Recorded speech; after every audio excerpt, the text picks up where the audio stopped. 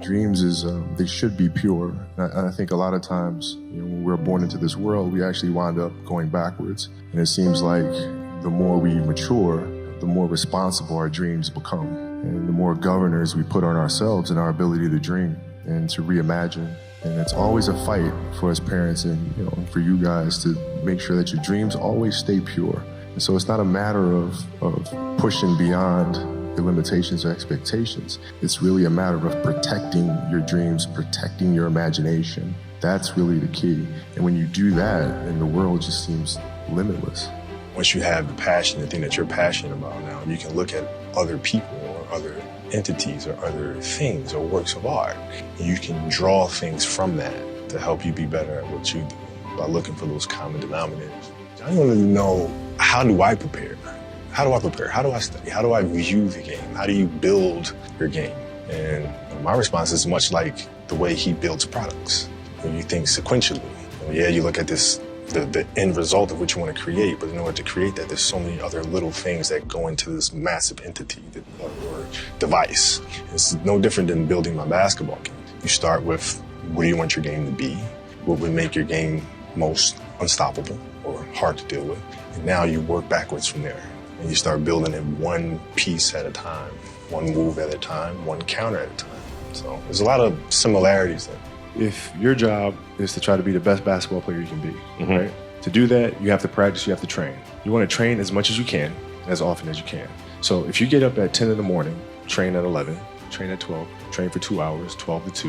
You have to let your body recover. So you eat, recover, whatever. You get back out, you train, start training again at 6. Train from 6 to 8. And now you go home, you shower, you eat dinner, you go to bed, you wake up, you do it again, right? Those are 2 sessions, right? Now imagine you wake up at 3, you train at 4, 4 to 6, come home, breakfast, relax, blah, blah, blah. Now you're back at it again, 9 to 11, you relax, and now all of a sudden you're back at it again, 2 to 4, and now you're back at it again, 7 to 9. Look how much more training I have done by simply starting at 4, right? And so now you do that, and as the years go on, the separation that you have with your competitors and your peers just grows larger and larger and larger and larger and larger. And by year 5 or 6, doesn't matter what kind of work they do in the summer, they're never going to catch up because they're 5 years behind, right? So it makes sense to get up and start your day early because you can get more work in.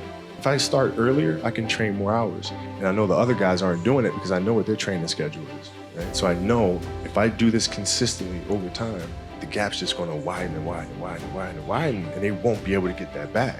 So to me, it was just common sense. I'm like thinking, how can I get an advantage? Oh, start earlier. I think the best way to prove your value is to work, is to learn, is to absorb, to be a sponge. You always want to outwork your potential.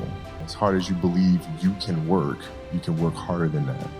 We talk about hard work all the time. It's like, man, if you got to get up every single morning and remind yourself how hard you need to work, you probably need to choose a different profession. Because that shouldn't be there. I wake up in the morning excited to get to it. If I'm not training, I'm missing it. If I'm not watching a game of basketball, I miss it. There's no place I'd rather be. And if you have that feeling, then you're truly doing what God has put you on this earth to do. I think you have to challenge yourself to evolve and to grow. And I couldn't think of a better message for athletes in particular, because it's very easy for us athletes to kind of lose ourselves and our identity by connecting who we are to what we do. And I think that's a very dangerous zone to be in, right? So it's common sense to me to be able to say, okay, the next stage I'm going after with the same intensity, same attention to detail, the same curiosity. So of course I'd want to be better at that than I was in my previous career. We're going to find out, right? I mean, that's the thing. You go for it. And you do all you can. You learn as much as you can. You continue to try. You continue to improve. You continue to evolve, right? 20 years from now, you can have to look in the mirror and say, I gave it my best shot, and we did the best we could, and see where we end up.